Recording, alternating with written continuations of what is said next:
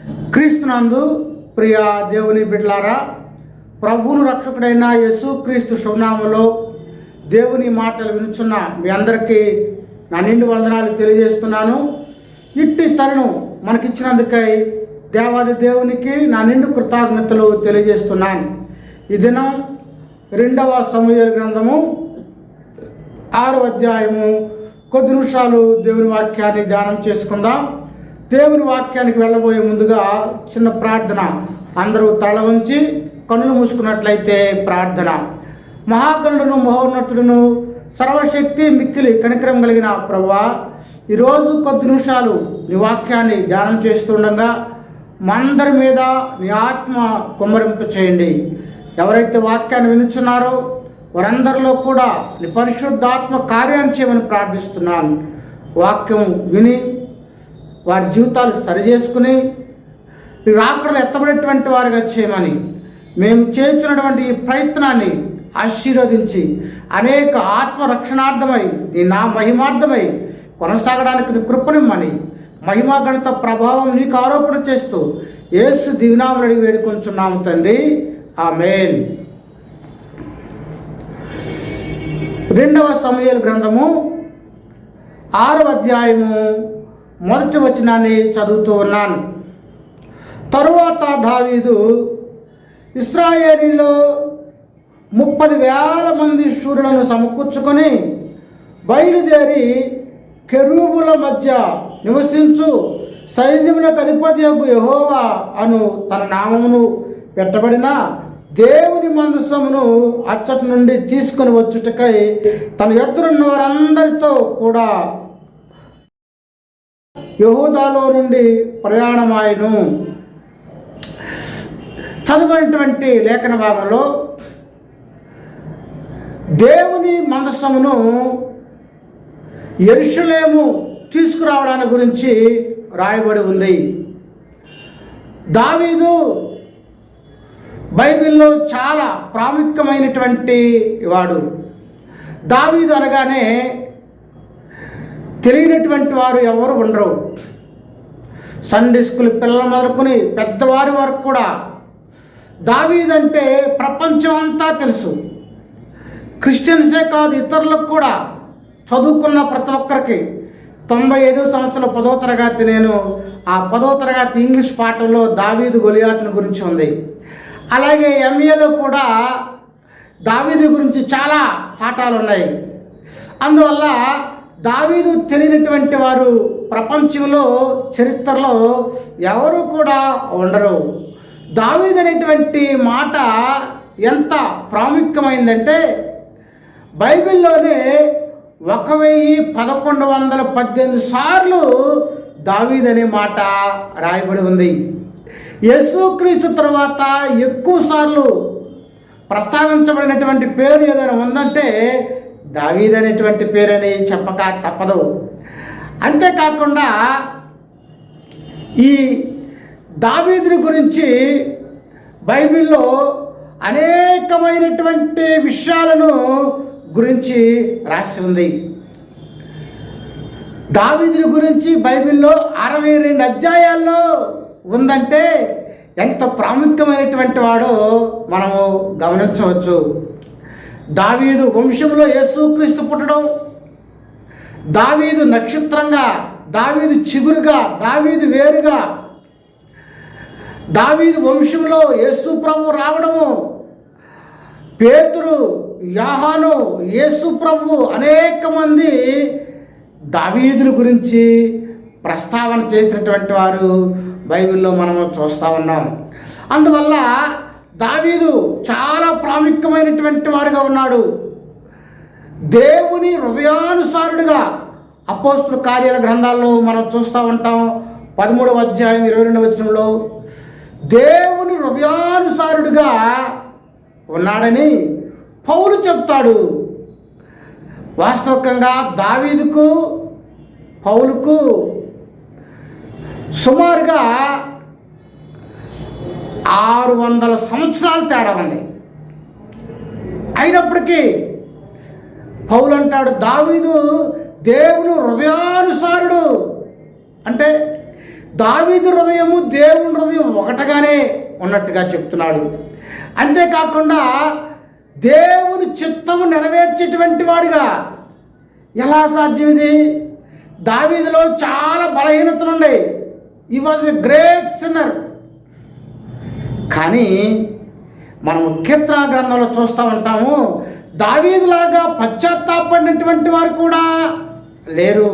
ఆయన పాపం చేసినప్పటికి కూడా పశ్చాత్తాపడ్డాడు. ఆ పశ్చాత్తాపాన్ని దేవుడు అంగీకరించాడు. కీర్తన గ్రంథము 51వ సంకీర్తనలో ఆయన పశ్చాత్తాపడినట్టుగా మనం చూస్తూ ఉన్నాం.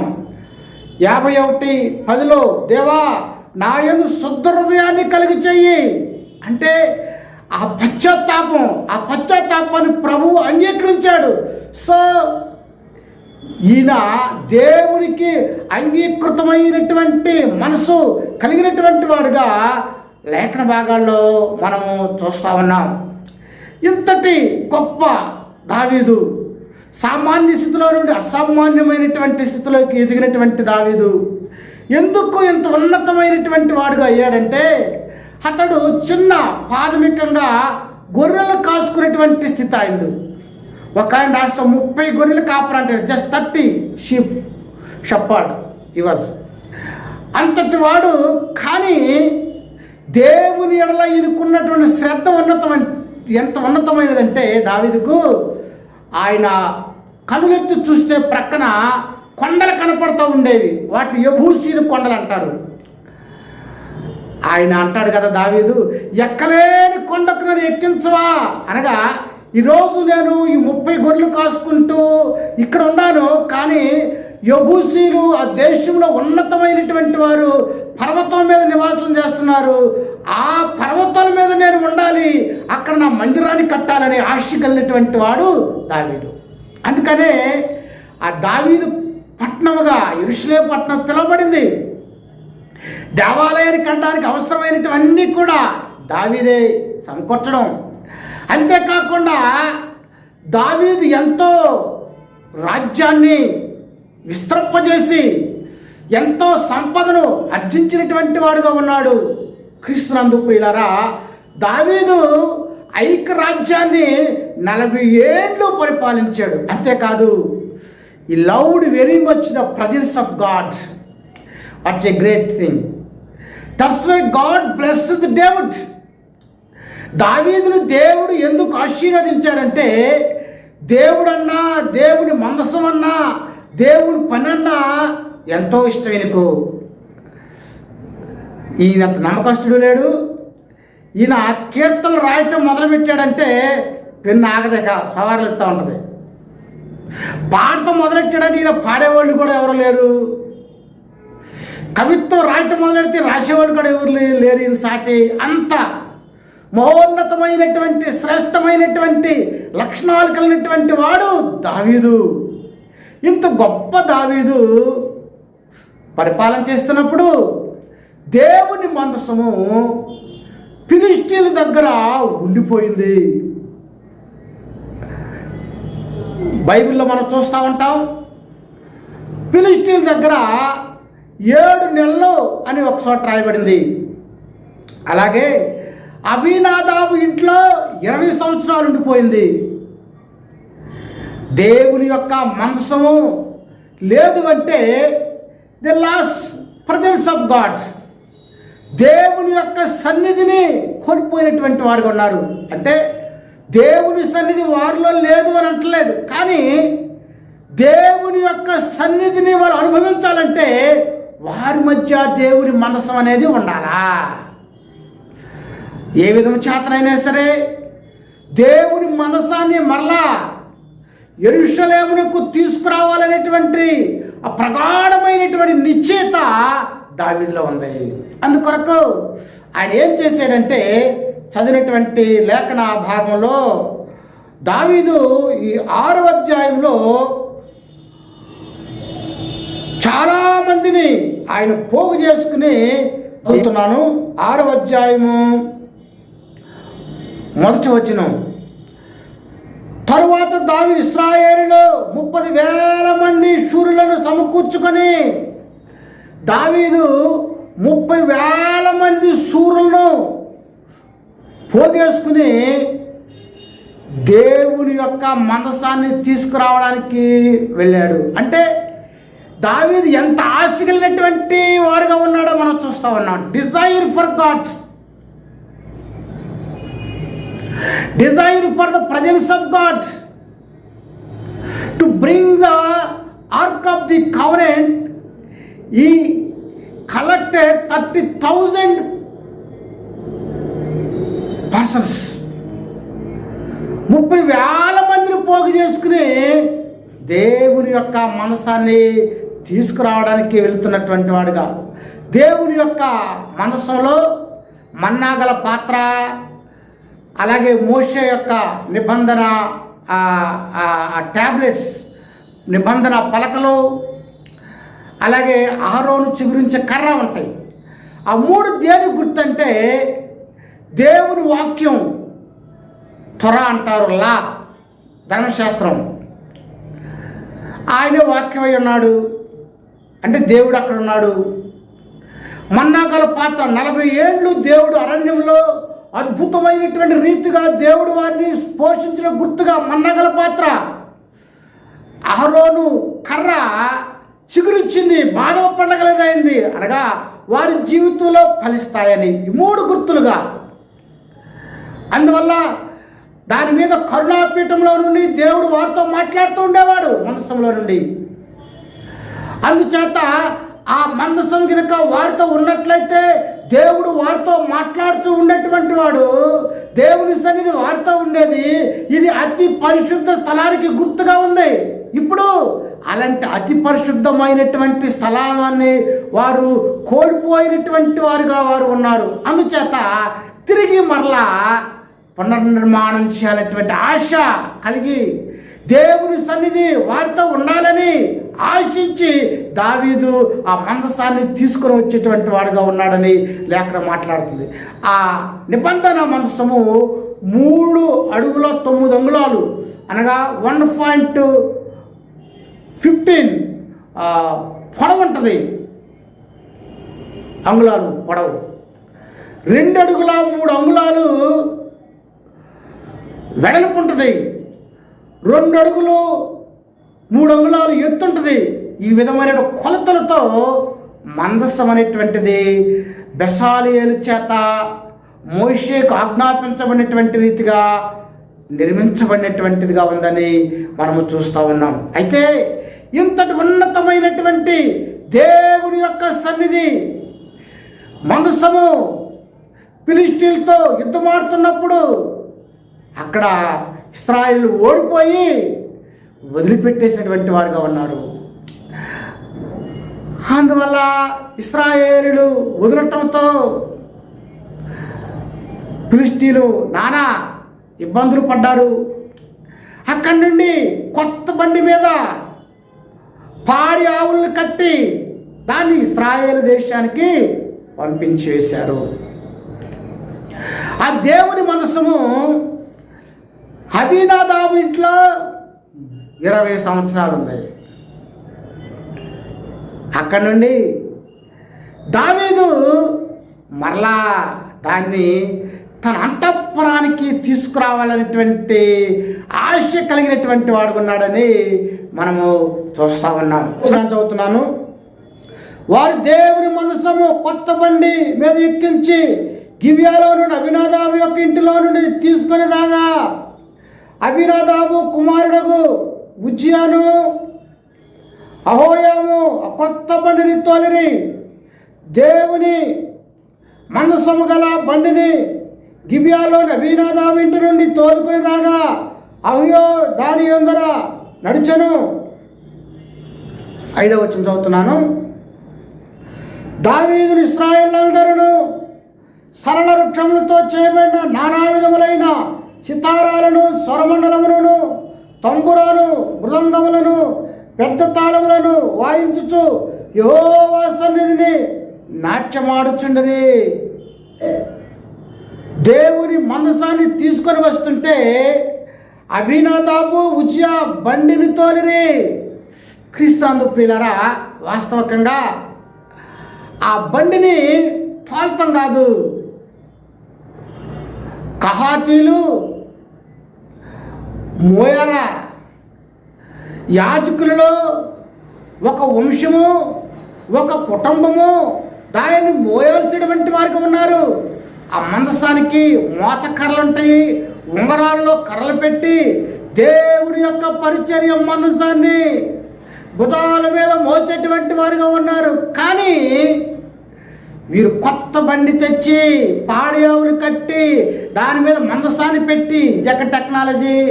ప్రభు ఏం చేశాడు?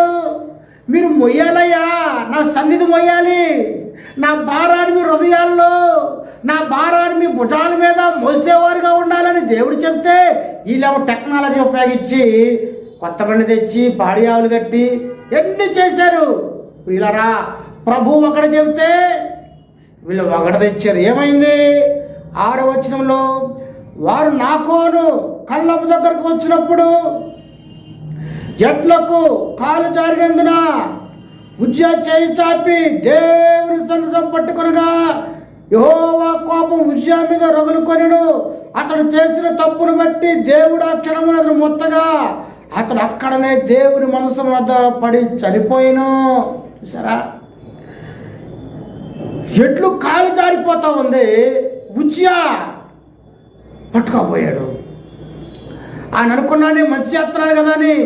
కానీ దేవుని అతి పరిశుద్ధమైనటువంటి దాని గుర్తుగా ఉన్న దేవుని మనసాన్ని పట్టుకునేటువంటి అధికారము ఎవరికి లేదు. ఎందుకు? Because is holy. అది పరిశుద్ధమైంది. అది చేతులతో పట్టుకునేది కాదు, భుజాల మీద మోసేది అది. అందువల్ల చనిపోయాడు. ఎప్పుడైతే చనిపోయాడు, దావీదు బాధపడతాడు, వ్యాకుల పడతాడు, దుఃఖపడతాడు, కోపపడతాడు. అయ్యో ఏంటి జరిగింది? అపశృతి జరిగిపోయింది. కారణం ఏంటి? దేవుడు చెప్పిన విధంగా వారు తీసుకురావడం లేదు. వారి సొంత ఆలోచన, వారి సొంతమైండు. ఎందుకంటే ఉజ్జియా అంటే అర్థం ఏంటి తెలుసా? బలము. They defended their own strength. They depended their own strength, so they faced trouble there. Uzziah అనుకుంటానే బలవంతుని కదా, నేను ఎలాగైనా మోయగలను కదా. నీ ఆలోచన పనికిరాదు. క్రీస్తునందు ప్రియ దేవునిలారా, అభినదాబు అంటే స్నేహితుడు, అందరికి ఇష్టమైనటువంటి వాడు. మనుషులకి ఇష్టంగా ఉండొచ్చు, దేవుని దృష్టిలో ఇష్టడుగా ఉండాలి కదా. ఎంత ఘోరం జరిగిపోయింది. దావీదు భయపడ్డాడు జరిగినటువంటి పరిస్థితులను చూసి. క్రీస్తునందు ప్రియ దేవునిలారా, 10వ వచనం చదువుతున్నాను. యెహోవా మందసమును దావీదు పురములోనికి తన యొద్దకు తెప్పించునొల్లక హిత్తీయుడకు ఒబేదెదోము ఇంట్లో వరకు తీసుకొని ఆచట ఉంచెను. యెహోవా మందసం 3 నెలలు గిత్తీయుడకు ఒబేదెదోము ఇంట్లో ఉండగా యెహోవా ఒబేదెదోమును అతని ఇంటి వారిని ఆశీర్వదించెను. చూసారా? దావీదు జరిగినటువంటి అపశృతిని బట్టి is not brought to the Jerusalem. He kept that at the house of Obededom. అపశృతి జరిగింది. అందువల్ల అతడు తీసుకొచ్చినటువంటి వాడు కాదు. క్రీస్తునందు ప్రియ దేవునిలారా, దావీదు వ్యాకుల పడ్డాడు, భయపడ్డాడు, కోపగించుకున్నాడు జరిగినటువంటి పరిస్థితిని బట్టి. అయినా సరే దేవుని యొక్క మనసాన్ని వదిలిపెట్టినటువంటి వాడు కాదు. ఆ ఒబేదెదోము ఇంట్లో పెట్టాడు. దేవుని మనసాన్ని ఎప్పుడైతే ఒబేదెదోము ఇంట్లో పెట్టాడో ఏమైందో తెలుసా? దేవుడు ఆ ఇంటిని ఎంతగానో ఆశీర్వదించాడు. చదువుదామా? 1 దినవృత్తాంతాల గ్రంథము 13వ అధ్యాయము 13వ వచనాన్ని చదువుతూ ఉన్నాను. 13 1 దినవృత్తాంతాల గ్రంథాన్ని చదువుతూ ఉన్నాను. చదువుతున్నాను. తన యొద్దకు దావీదు పురమునకు తీసుకొని పోక దాని గిత్తీయుడైన ఒబేదెదోము ఇంట్లోనికి కొనిపోయాను. దేవుని మనసు ఒబేదెదోము ఇంట్లో అతని కుటుంబం వద్ద 3 నెలలు ఉండగా యెహోవా ఉదయోదయమును ఇంటి వారిని అతని సొత్తంతటిని ఆశీర్వదించును. What a wonderful. 3 నెలలు దేవుని మందసము యెరూషలేమునకు తీసుకొని పోక ఓబేదెదోము ఇంట్లో ఉంటే గాడ్ బ్లెస్, ఇంటి సొత్తంతటిని దీవించాడంట. అద్భుతం కదా. ఎందుకు?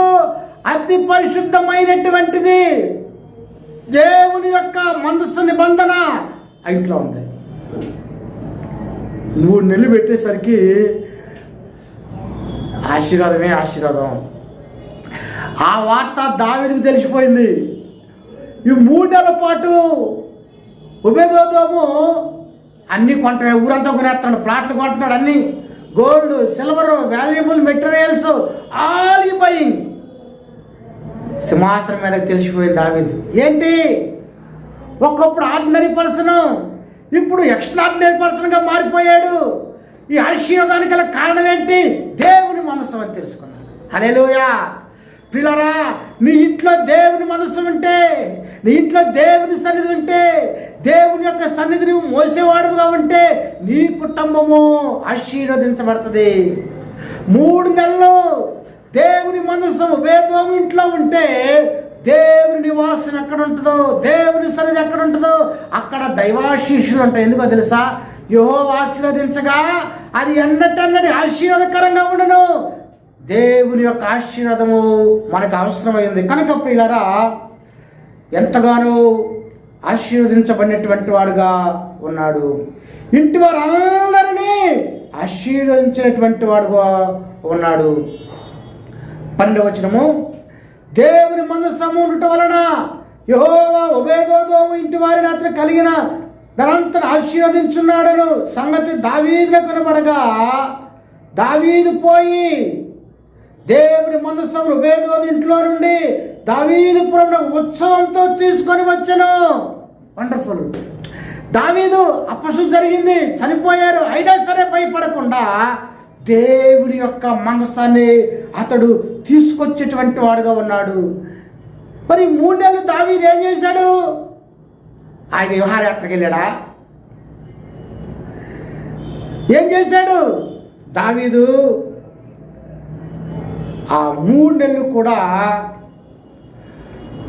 ఎంతగానో దేవుని యొక్క వాక్యాన్ని అతడు ధ్యానం చేసినటువంటి వాడుగా ఉన్నాడని మనం లేఖన భాగంలో చూస్తూ ఉంటాం. క్రీస్తునందు ప్రియులారా, దావీదు అపస్సుత ఎందుకు జరిగింది, ఎందుకు ఇలాంటి పరిస్థితి మనం ఎదుర్కొన్నాము అన్న విషయం పైన అతడు ఆలోచన కలిగినటువంటి వాడుగా ఉన్నాడు. అందువల్ల అతడు దేవుని వైపు చూసినటువంటి వాడుగా. వాక్యలో చదువుదాము. 1వ దినవృత్తాంతాల గ్రంథము 15వ అధ్యాయము 1వ వచనాన్ని చదువుతున్నాను. 1వ దినవృత్తాంతాల గ్రంథము 15వ అధ్యాయము 13వ వచనాన్ని చదువుతున్నాను. ఇంతకుముందు మీరు ఇశ్రాయేలు దేవుడిని యెహోవా మందసమునకు మోయక ఉండుట చేతను మనము మన దేవుడిని యెహోవా యొద్ద విధిని బట్టి విచారణ చేయకుండా చేతను ఆయన మనలో నాశనము కలగజేసను. కావున ఇప్పుడు మీరును మిమ్ముని మీరు ప్రతిష్ఠింపరచుకొని నేను ఆ మందసమును సిద్ధపరిచిన స్థలమునకు దాన్ని తేవలెను. చూసారా? ఈ 3 నెలల పాటు దావీదు ఏమి చేశాడంటే అతడు దేవుని వాక్యాన్ని పరిశోధన చేశాడు. వాక్యాన్ని ఆయన తవ్వినటువంటి వాడుగా ఉన్నాడు. ఆయన కనుగొన్నాడు ఏమిటంటే, ఎందుకు మనకు నాశనం కలగజేశాడు ఆయన, ఎందుకు ఉజ్జియా చనిపోయాడు. Why? Because we left the presence of God. దేవుని సన్నిధి విడిచిపెట్టినటువంటి వారంగా ఉన్నాము అని దేవుడి వద్ద అతడు దేవుని వాక్యములో తెలుసుకున్నాడు. ఏంటి అది? భుజాల మీద ఒకే వంశం వారు, ఒకే తెగవారు, ఒకే కుటుంబము దాన్ని మోయాల్సి ఉండగా బండి మీద పెట్టి తెచ్చా మనము అని దేవుడు realized himself for the word of God. He meditated word of God. He found the reason why it's happen. So Israel పిలిచి దేవుని మందసాన్ని నెగ్లెక్ట్ చేశాము అని ఆ మందసాన్ని తిరిగి తీసుకొని రావటము జరిగింది. క్రీస్తునందు ప్రియ దేవులారా, 14వ వచనాన్ని చదువుతున్నాను. ఎట్లనగా యెహోవా మందసాన్ని మోయేవారు 6 అడుగులు పొడవు ఎత్తు 1 క్రొవ్విన దూడ 1 వధింపబడెను. దావీదు నారుతో చేయబడి ఎఫోదును ధరించిన వాడై శక్తి కొలది యెహోవా నాట్యమాడుచుండెను. దేవుని యొక్క మందసాన్ని తీసుకొస్తుంటే దావీదు ఎఫోదును ధరించినటువంటి వాడుగా ఉన్నాడు. ఎఫోదు యాజకులందరూ ధరించేటువంటిది, బట్ రాజ్య వస్త్రాలు వేరు. దావీద్ వాజ్ కింగు రాజు ఎర్రని వస్త్రాలు ధరిస్తూ ఉంటాడు. యాజకులు వయోలెట్ అనగా గోధుమ రంగు కలర్ వస్త్రాలు సామాన్యంగా యాజకులు ధరిస్తూ ఉంటారు. రాజు అక్కడే కనుక ఎర్రని వస్త్రాలు ధరిస్తే అది ఎంతో ఘనత రాజుకి. కానీ ఈయన యాజకులు ధరించేటువంటి వస్త్రాలు ధరించాడు. అనగా తను తాను యాజకుల వలె తగ్గించుకున్నటువంటి జీవితాన్ని కలిగి ఉన్నాడు ప్రభు సన్నిధిలో. నేను రాజును కదా అని రాజ్య వస్త్రాలు ధరించేటువంటి వాడు కాకుండా దేవుని సన్నిధిలో సామాన్యమైనటువంటి వాడిగా ఉండి ఆయన ఎంతగానో ఆరాధన చేసేటువంటి వాడుగా ఉన్నాడని లేఖనంలో మనము చూస్తూ ఉన్నాం. ఎప్పుడైతే దావీదు రాజ్య వస్త్రాన్ని తీసివేసి ఎఫోదును ధరించినటువంటి వాడు ఉన్నాడు, ఆ మీకాలు కిటికీలో నుండి చూచి హేణపరచను. తన మనసులో ఉంది, how your a king, why your wear priest dress like this. మనసులో హేనపరచినటువంటిదిగా ఉంది. క్రీస్తునందు ప్రియ దేవులారా, 20వ వచనం చదువుతున్నాను. తన ఇంటి వారిని దీవించుటకు దావీదు తిరుగురాగా సౌలు కుమార్తె మీకాలు దావీదును ఎదుర్కొన బయలుదేరి వచ్చి హీన స్థితి గల పనికత్తులు చూచుచుండగా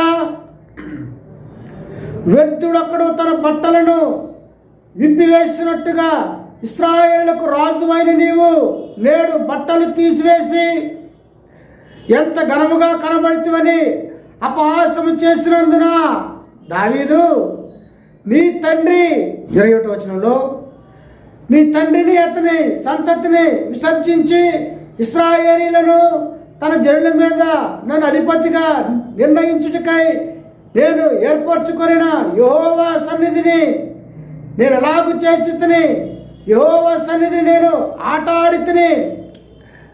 మీకాలు తన చెరికత్తెల ఎదుట దావీదు హేనంగా మాట్లాడింది.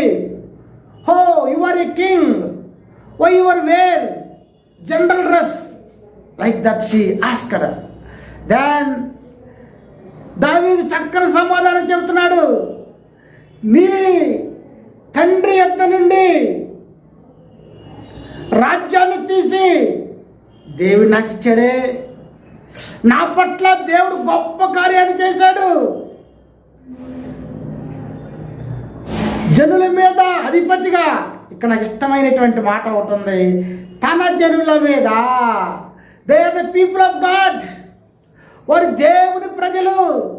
దేవుని ప్రజల మీద నన్ను ఆయన అధిపతిగా ఉంచినటువంటి వాడుగా ఉన్నాడు కదా.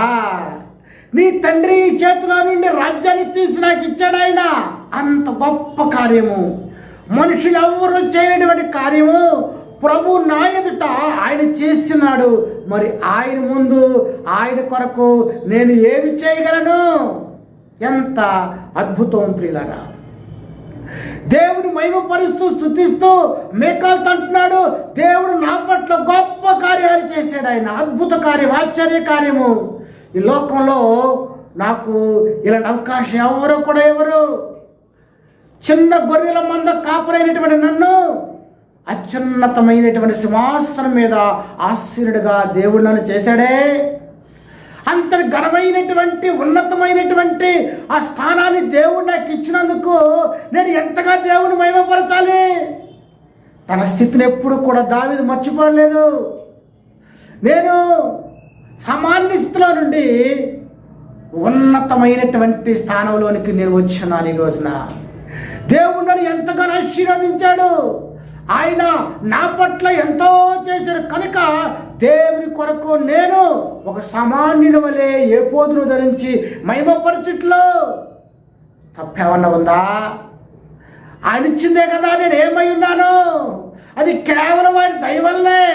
అందువలన నేను ఇలాగా చేస్తున్నానని దావీదు సమాధానం ఇచ్చినటువంటి వాడుగా ఉన్నాడు. క్రీస్తునందు ప్రియాజనులారా, దావీదుకు దేవుడు గొప్ప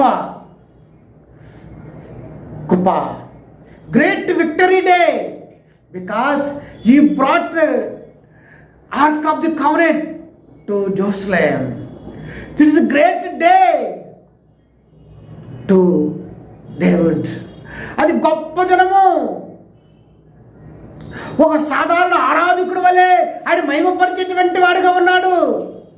క్రీస్తునందు ప్రియాదేవులారా, దేవుడు దావీదుకు ఎన్నో చేశాడు. దావీదు దేవుని కొరకు తగ్గించుకొని దేవుని మహిమపరచినటువంటి వాడుగా, స్తుతించినటువంటి వాడుగా ఉన్నాడు అని దావీదు మికాలునకు ఈ సమాధానము చెప్పినటువంటి వాడుగా ఉన్నాడు. క్రీస్తునందు ప్రియాదేవులారా, దావీదు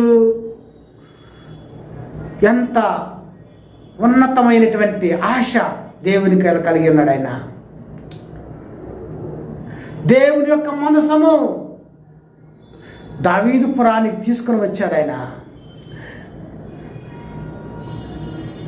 గుడ్ క్రిస్టియన్ ఆల్వేస్ థింక్ కార్పొరేట్లీ అని ఒక సామెత ఉంటుంది. క్రైస్తవుడు ఎప్పుడు కూడా అందరి కొరకు ఆలోచన చేస్తాడు, సెల్ఫ్గా కాదు. నేను తినాలి, నేను ఉండాలి, నేను బాగుండాలని కాదు, సమాజం కొరకు ఆలోచన చేస్తాడు. దావీదు కూడా అలాంటి కార్పొరేట్ ఆలోచన.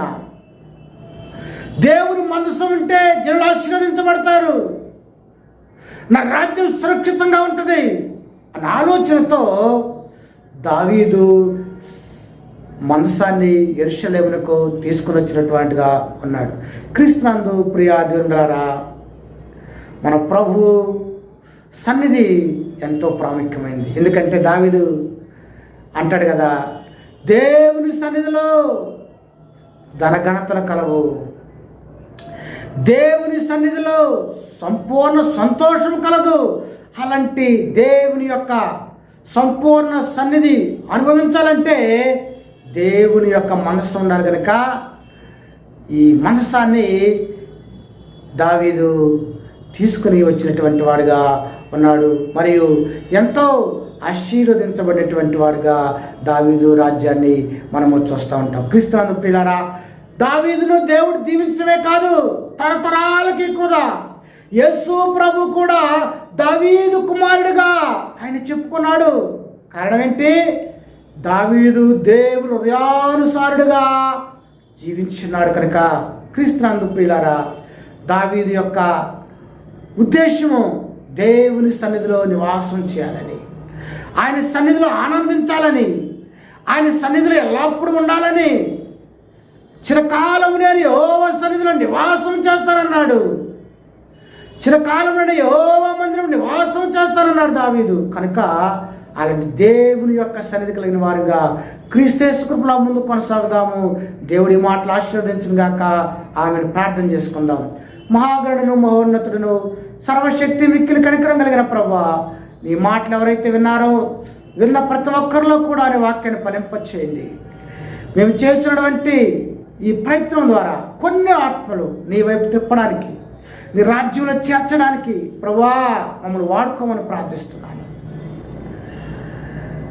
దయగలిగిన తండ్రి, రాకడు వచ్చేసరికి అందరూ అంతటా మారు మనసు పొందాలి, రక్షణ పొందాలని, మీరు తెలుసుకుని ఆశీర్వదించబడాలని నీ కృపలో బలపరచమని